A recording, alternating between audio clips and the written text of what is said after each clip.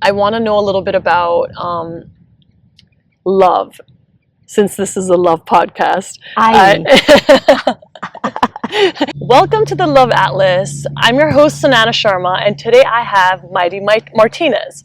Mayre Martinez is a pop artist who sings incredibly well. I love her, and I met her not so long ago. We were playing beach tennis, and we just connected, and then I was like, oh my goodness, I would love to have you on my podcast, and she's incredible. She's been on American Idol. She's been on American Idol, and I've listened to her songs, and I'm like, oh my goodness, so touching. And even though I can't understand the Spanish language as fluently, the music really connects with you. So definitely check her out, give her a follow, and listen to her amazing music. And now I have Mayre, so we'll just dive right in, and I would love to just hear about your journey, how you got started as an artist. Oh wow, that was very early, very, very, very early. Actually, since I was like around 3 years old. And it was a lot of fun because I would sing the songs from the soap operas, the main theme song. And I would sing the commercials all the time in my house, everywhere. Like with my family would always say, hey, just sing for us. How is that soap opera song again? How cute. I couldn't even talk. Like clearly, but I would know like the melody, and they would laugh about the invented words. Oh wow! So and basically, this like was that. In Spanish. This was in Spanish. Beautiful. I was born and raised in Venezuela. So then I started studying actually like choir and in school and band. And then my mom put me in a music conservatory. Okay. Because I was begging her. Oh, wow. And they accepted me very early. And then from there, I just never stopped studying. I love studying in general.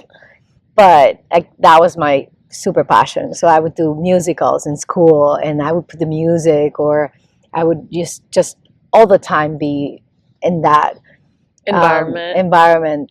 Beautiful. Yeah, that's beautiful. And following your passion at such a young age. A lot of us discover our passions like later on in our years, like 30s and 40s. The fact that you learned about it so early is such a blessing. So tell us a little bit about your first time being on stage and singing in front of a lot of people who appreciated it. How was that feeling? Well, honestly, I was always very shy. I consider myself introverted and extroverted because it depends. Yeah. Maybe for acting, I'm more extroverted, and for talking or for presenting like a show or something. Yeah. But then when I was a little kid, I was very shy for performing in random places. Like my family or friends would ask me, "Hey, can you sing right now?" And he was like, so I really like singing and performing when the show is very prepared and rehearsed and pretty, and it's like a magical moment that I just connect with an audience that is there to listen to my music, to listen to my voice. Yeah. Rather than just in a random place, being like, put on the spot. And I'm sure you've had many people say that to you, so you're like, I always tell my family and friends, please do not. Yeah, no, they still do it anyway. Yeah, and they don't care. Of course. As a popular, famous singer, it comes with a lot of blessings.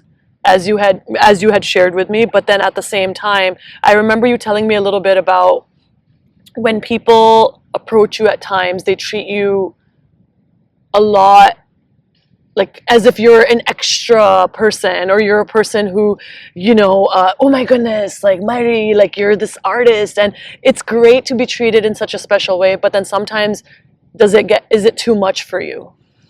It is only when, for example, people I was raised with in high school. Yeah. And they look at me like, do you remember me? And I'm like, what? I didn't have amnesia. Yeah. I just won a contest. Right. I am just a public professional right now. That doesn't mean I had an accident and I can't remember right now what is going on. I think it's because when we see people on screen, we idolize them. and we think, oh my goodness, like they have such a big following and they are singing to the entire world, and it's a lot of people's dream, I think, at times to be that, but at the same time they don't know where to start, or they don't know if that's really a dream. Exactly. Because, it takes, I believe that everybody can sing, and I teach how to sing, and I've seen it and I've proved it for over 30 years. Of course. And it's another one of my passions. So, but being an artist, touring, that's a different thing. Oh, yeah. That's not for everybody. Yeah. Tell us a little bit about that for someone who, let's say, has no idea about what it takes to be an artist, because we always think the grass is always greener on the other side, but at the same time, we don't know all the hard work that goes into that. You really, really, really have to love music to go through just 2 hours singing, because the rest of the day you're just doing everything else but singing. Wow. You need to get outfits and choose outfits and try them on, and then change, and then go to interviews or the pictures or videos, and it's all super fun for me, at least. Yeah, I absolutely love it. You have to travel a lot. You have to pack a lot, unpack a lot. Yeah. The time zone and the jet lag, and it's a lot. It's a lot to take. It's very exhausting, and then you meet a lot of people. They also know you, but you don't know them, and they think they know you also, in another level. Right. They don't. And you don't really know them yet, but they know a lot about you because they've seen interviews and they've seen a lot about you, so they feel so close. Connected. But you still are not. You don't know them well, so it's really beautiful. It has amazing things, but it's not for everyone. Right. It's not for everyone. You don't see your family members that often. Your house is really not. I remember that moment. I didn't have like a cute, decorated, cozy house. Yeah. It was like an office because I was leaving anyway. So back and forth. The hotels were like more cozy to me. I would feel home in the hotels, and I was like, oh my God. Yeah, because you're constantly traveling. That can be a lot. And as you mentioned, when it comes to people, they're watching you online, they feel a connection to you. They're like, oh my goodness, like I know this person. Because I'm thinking back to, I grew up watching a lot of Bollywood movies, and there's a famous actor, his name is Shah Rukh Khan. And whenever, I think not just me, every single person in the Indian community is so well connected to him and his like acting and his dialogues and his, gestures, his demeanor. So you're watching these movies, and if I were to run into him in real life, I would be like shocked, because it's like, oh my goodness, like I have watched every single one of your movies, and there's just that connection that you have with them when you see them on screen. So it's such a interesting perspective to hear you say that you're there with the people who are approaching you, and you have no idea about them, but they know everything about you. Exactly. There's a lot, or at least they think they know. And a lot of things that you've shared in moments like this, it's a lot of energy, I would say. Yeah. So I would say if for people that really want to, and this is an alarm. Yeah. To tell them watch out. But I think the solution would be, it's always keeping your energy, like learning how to manage your energy, like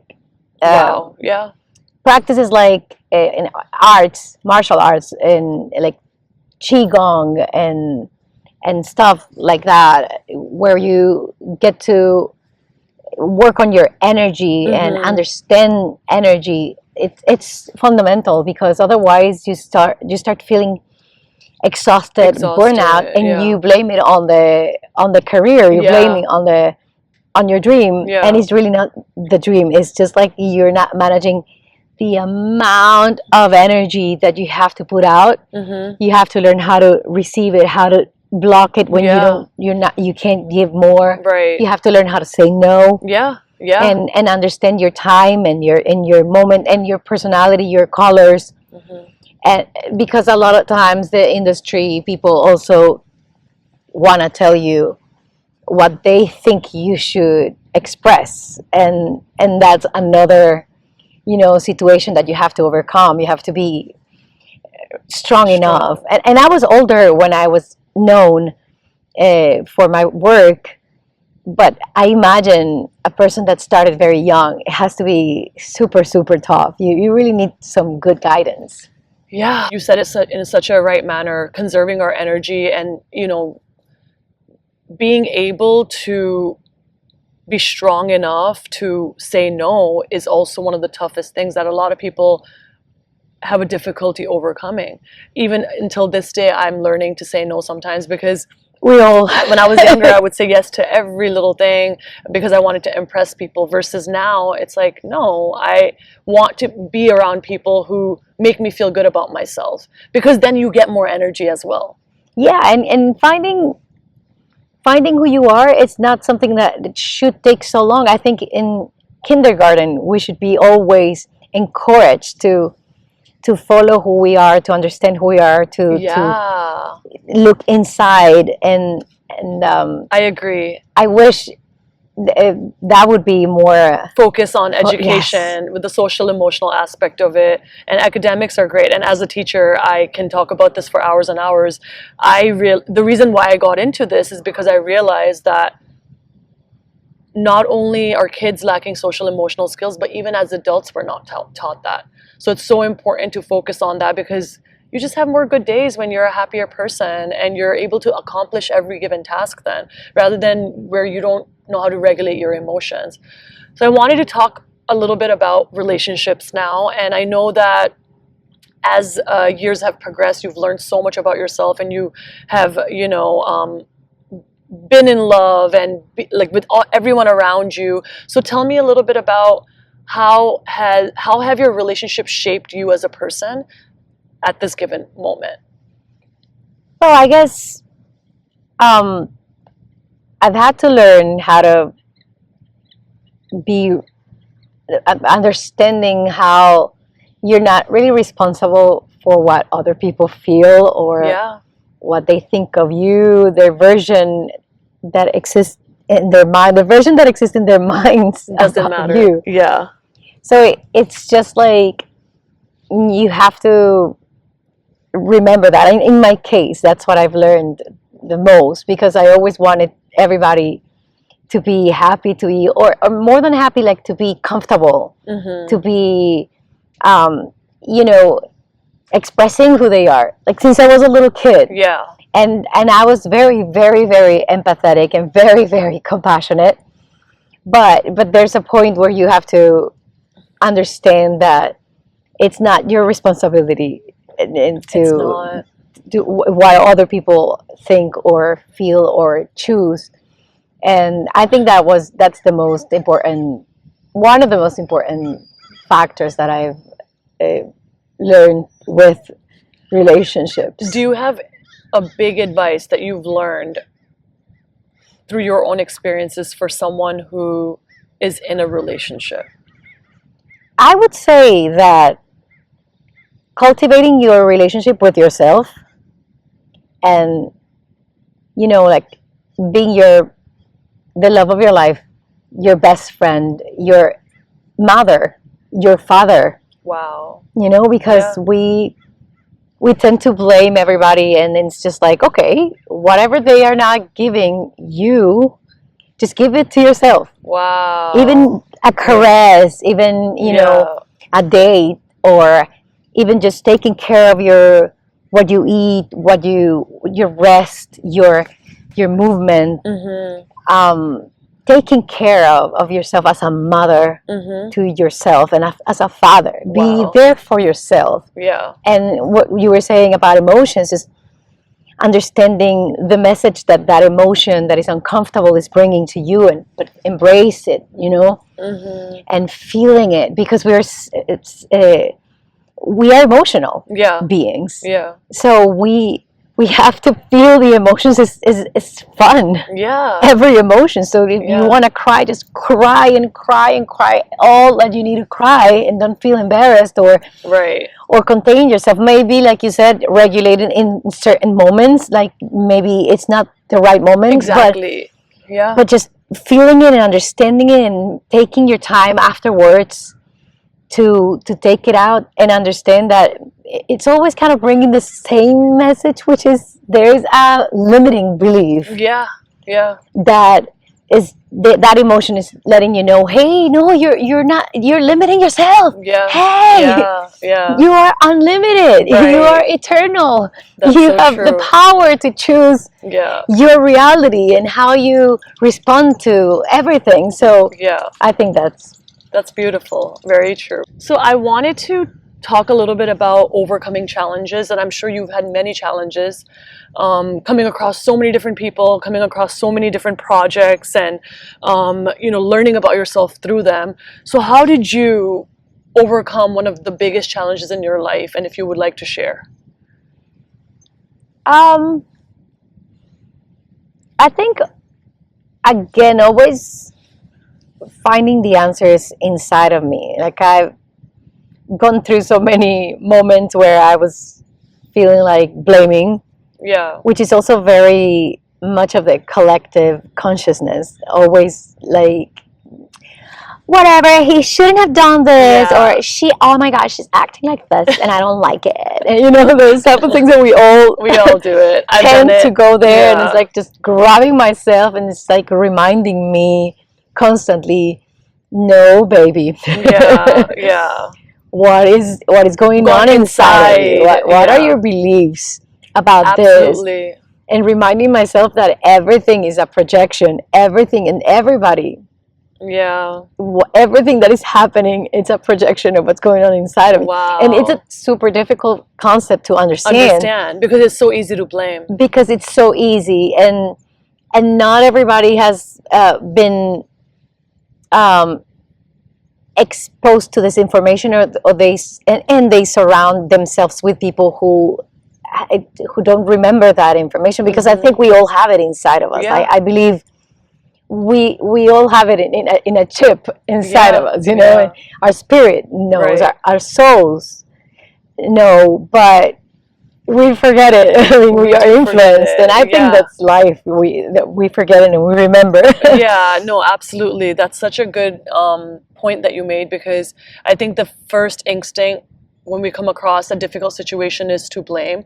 Oh, this person did this to me. And it is hard at times, because you genuinely believe that maybe someone did do harm to you, or if they were not loyal to you. So you do feel that they made you feel a certain way, or they hurt your feelings. So it's really easy to just blame at that point. But then it takes a lot of awareness and recognition of who you are as a person to be able to share, to be able to tell yourself that, okay, this is what they're going through, and this is how they made me feel a certain way. But at the same time, I can only protect myself.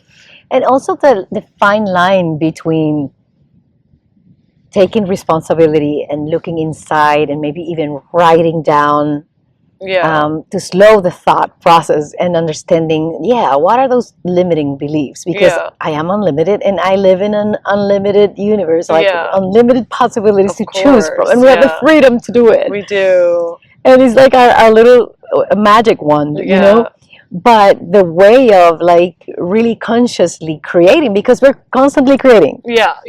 So consciously or unconsciously, we're always creating. We're That's experts. Such a good point. Yeah, we are. Yeah. Some people tell me, no, well, I kind of have to practice. No, we are practicing, but we just have to be more conscious of that, and the only way is going inside. But there's a fine line between taking responsibility and doing that work, or just blaming yourself, like it was my fault. It's also a fine line. And again, then you go down this downward spiral. So it's just best to pull yourself out of that. So happiness is so important, and I know it's important to you. It's important to me. So define what happiness is to you personally. For me, it is a frequency. For me, everything is frequency. It's just a number of hertz.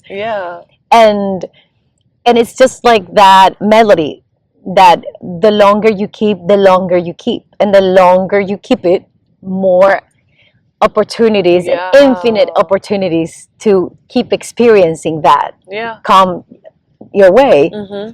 And the moment that you have other type of emotion, then you discover, oh, I believe that is, that is, it is not unlimited. It's limiting which one it is, and then you change it, you replace it, and then you go again to your happiness, to your peace, to your joy, to your all those emotions that are so nice to feel. What are some small rituals that you follow on a daily basis to keep that level of happiness for yourself? For example, for me, it could be drinking a cup of tea. It just fills my heart with joy. I always drink 1 cup of tea every evening, and when I'm teaching students, it's a lot of energy. So when I come home, I'm like, candlelight, tea, and I'm happy. That makes me very content, and then I can have a good night's sleep. I love it. Yes. Look, I love breathing. I love it. Yeah, because we forget. Because we're always breathing, but it's just like it becomes like yes. Yeah. So I love being more conscious of my breathing and feeling the weight of my body. Yeah. I also love tea. Yeah. And I love obviously singing, and I love dancing. There's so many different things, but as you mentioned, breathing is so huge. It's big for me too, where you forget. We forget. Yes, and then the rhythm changes, and when that rhythm of breathing changes, all your chemistry, everything changes, and then you find this problems with sleeping, with hormones, with everything, and it's just like it came from that, Yeah. And I was on the go. I also like things that are not, or rituals that have nothing to do with anything external. Like I love drinking tea, but breathing or dancing or just singing, and it's not because I'm a singer, and that's why I always teach people to activate everybody's voices.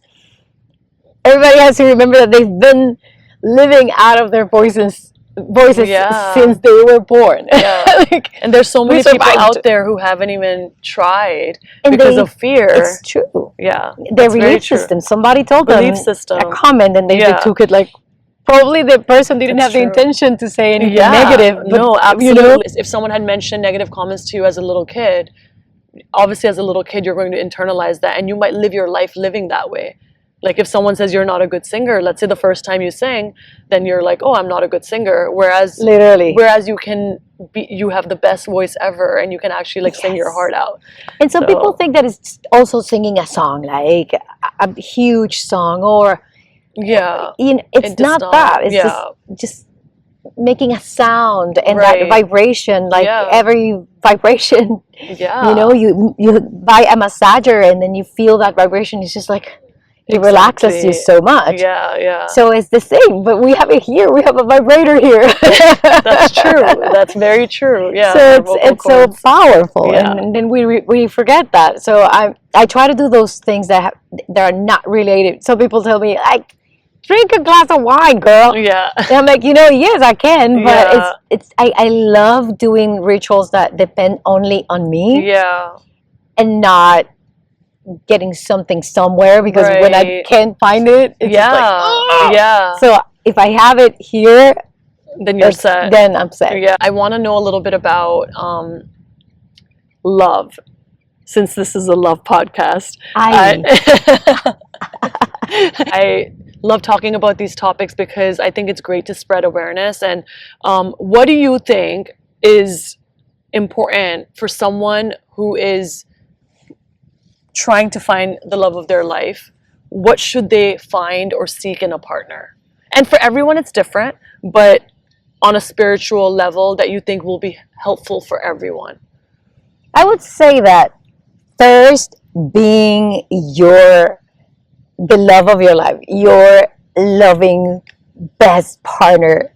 Yeah, my mom would always tell that to me. So before I found my partner, she would always say, she's like, love yourself, Sona, love yourself. And I never understood the meaning of it until recently. Yes. I'm attracted to a man that loves himself and practices that, being in love with himself. Like, doing this. It's not only about doing these rituals. It's like Yeah. knowing himself, finding those limiting beliefs and working on them. On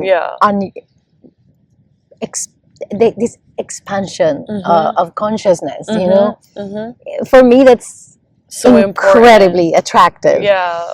I don't care about the physical part, to be honest. Yeah. Like, obviously, there must be chemistry. Yeah. But I think there's like chemistry starts for me when a man is constantly growing and expanding and enjoying life and passionate about anything, even if it's brooming. Right.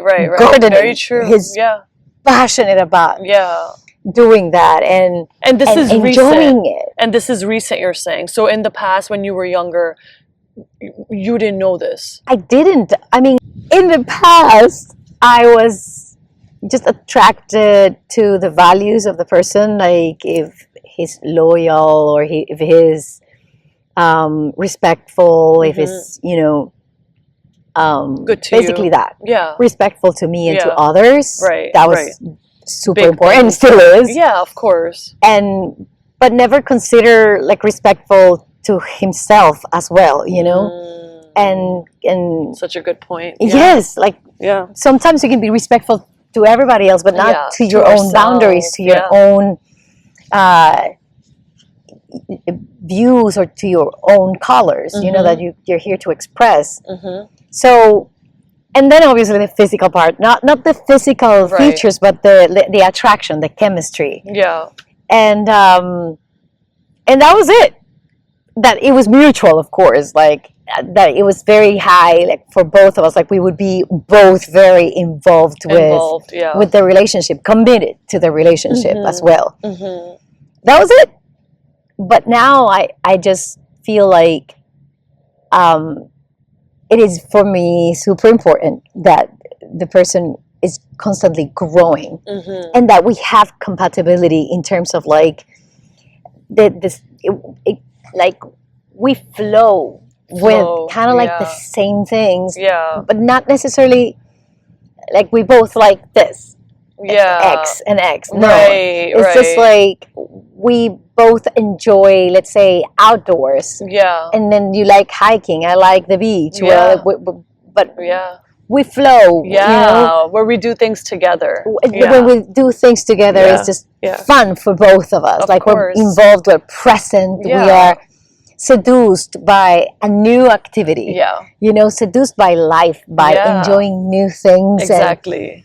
And I think that is something that is important for me right now. Yeah, and I think it's great that you are doing things that you really enjoy doing, such as even like how we connected playing beach tennis. Yes, we gotta play. Yeah, exactly. And you're able to do the things that you love, and we're on the beach, we're hanging out, and we both love that. So it's like that's the type of partner that you want to attract in your life as well, where you can do these activities together and you both enjoy it, rather than one person doing something completely different and the other person doing this. Not that it can't work, but you want to be able to grow together in that manner. Yes, and also have our own space, our own moments where I'm enjoying myself and he's enjoying himself and his friends, and me enjoying my friends. Yeah. And our careers, but at the same time, like I find so much fun that compatibility, it's essential for me right now. Yeah. Compatibility is very important. And I think, as you mentioned, going back to the beginning of loving yourself, once you are able to understand who you are, then you will attract that person as well, because you'll feel that you're on the same wavelength. Literally. Yeah. What do you think about being friends for a while before you start a relationship? I love it. I absolutely love. Because some people will say friend zone and things like that.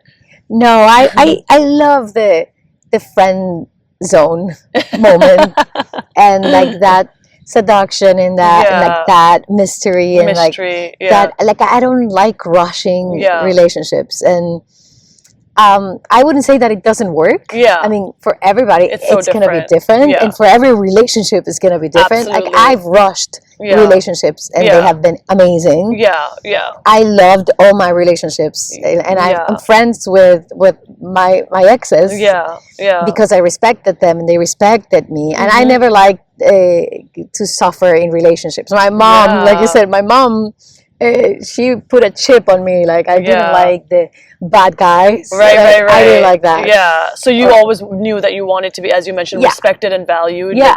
No toxic. Yeah, my mom was very clear. My mom and my father, they were always very clear. That's great. And I feel like very annoyed by just let's go and have sex. Like, it's just like, I love sex, but for God's sake, it cannot be just the priority of the relationship. No.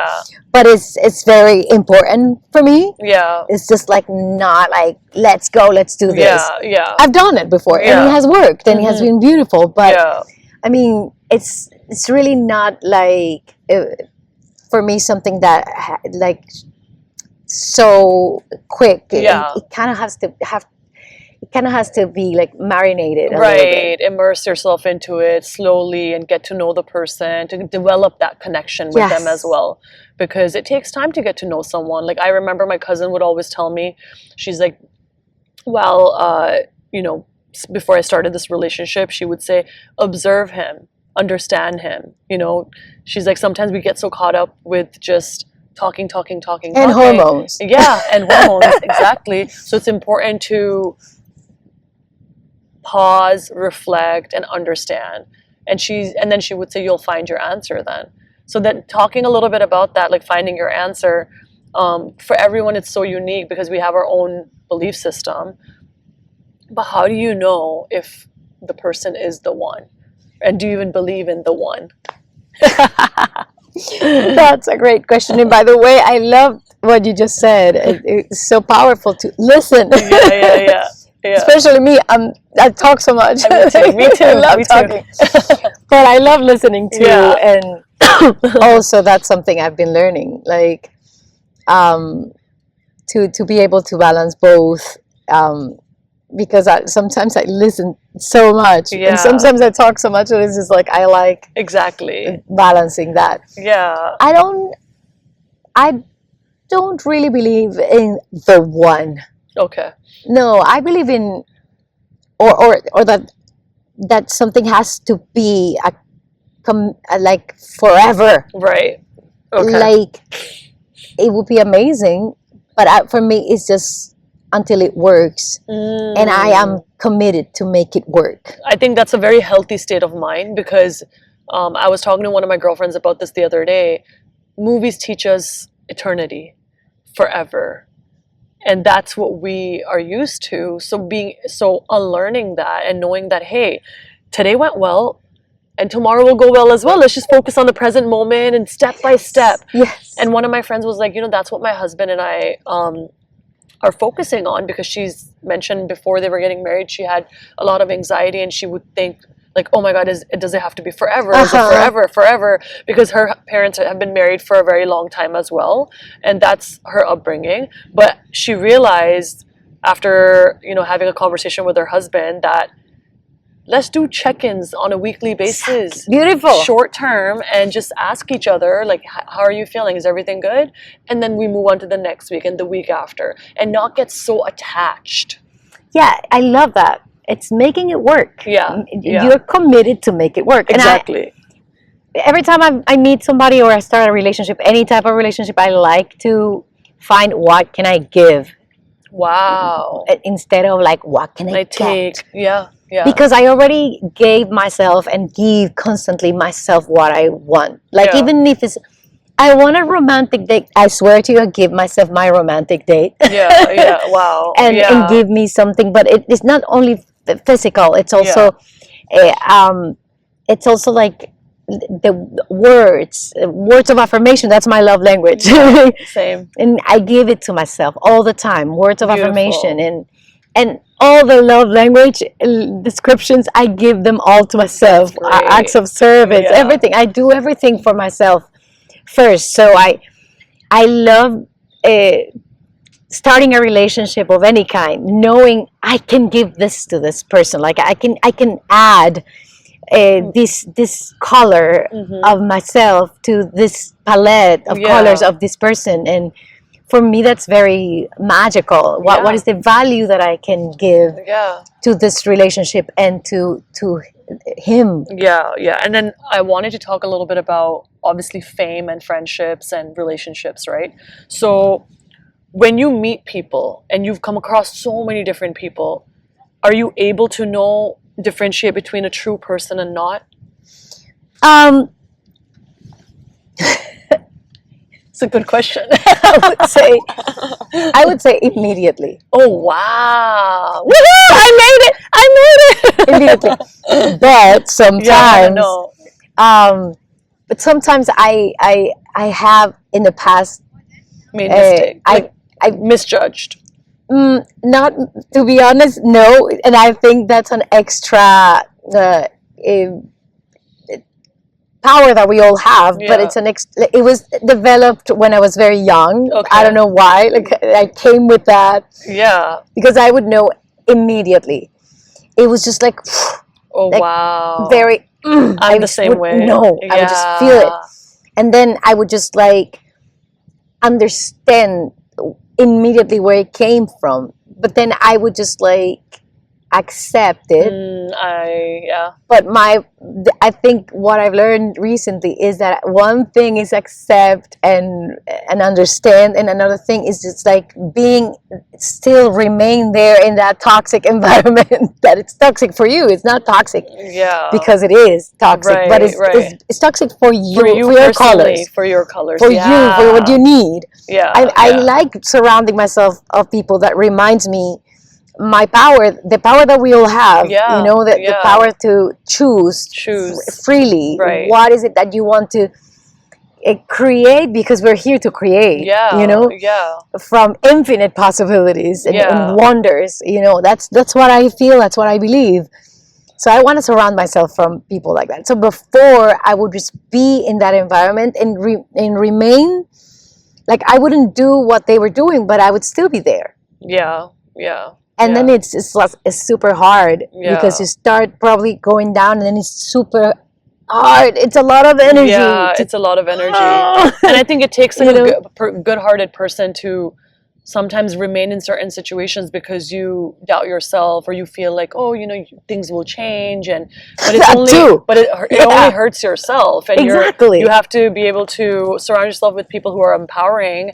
And I think I recently learned that, and I think people in my life at the moment are just all incredible, empowering people, and you don't know what you're missing if you've never had it. It's true. That's super important, and I think.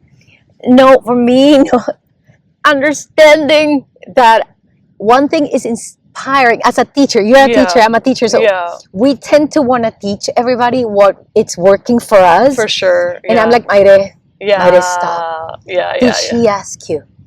Did she ask you? No, she didn't. It's because we want to spread the wisdom. Exactly, but also, sometimes not everyone wants to hear. And probably we are not very wise yet. Or we think we are. We think we're very wise, and we're not. So, for God, oh my God, God Almighty, it's really something. No, I think it's so important to surround yourself with all the people who make you feel good about yourself. And as you mentioned, when you feel something within you, listen to that. Listen to it.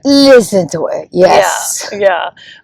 So tell me a little bit about your support system throughout this entire journey. As you mentioned, energy and surrounding yourself with a good group of people and family being very supportive that allowed you to pursue your passion. Like, how was it during the process? I was very, very fortunate to have parents that supported me from day zero. And everything. And they would always say, if you want to be famous, or if you don't want to be famous, or if you want and you couldn't be famous, or whatever happens, we are going to support you. We love you. We don't really care what you do, as long as you feel good with what you're doing and proud and inspired, and Yeah. So yeah. I'm very, and they were always like physically supporting me, financially supporting me, That's like incredible. everything supporting Yeah. me. That's a blessing. Yeah, and verbally, in every possible way, every Yeah. possible love language, they were there. Wow. And have always been my two parents and my two sisters, Yeah. all of them. And the people who likes my job, my voice, my music, Yeah. they are huge supporters as well, and they Yeah. leave their comments. Mwah. Yeah. Wow. And Yeah. I think they have no idea sometimes it means how to you. how Yeah. much it It's means a to me. blessing to have that, and beautiful people who are supporting you, and people you don't even know who are, giving you the positive feedback is such a good feeling. Yes. Yeah. I don't think anything beats that. Like, no materialistic things can ever replace someone just saying something kind to you. If there's one advice that you can give to your younger self, what would it be? A list. You can list. Okay, A the top long 3. list. The top 3 would be have the courage to say no in a very kind but very clear way, Yeah. Yeah. and then have the courage to look inside, look within, and Yeah. find the cause of the reflection that you're seeing outside, Yeah. Yeah. and without blaming you, without blaming others, Mm-hmm. and then be there for yourself every Yeah. single second. Beautiful. That's such good advice. I will definitely apply that. And you have a lot of wisdom. I think at least we think that. We think that.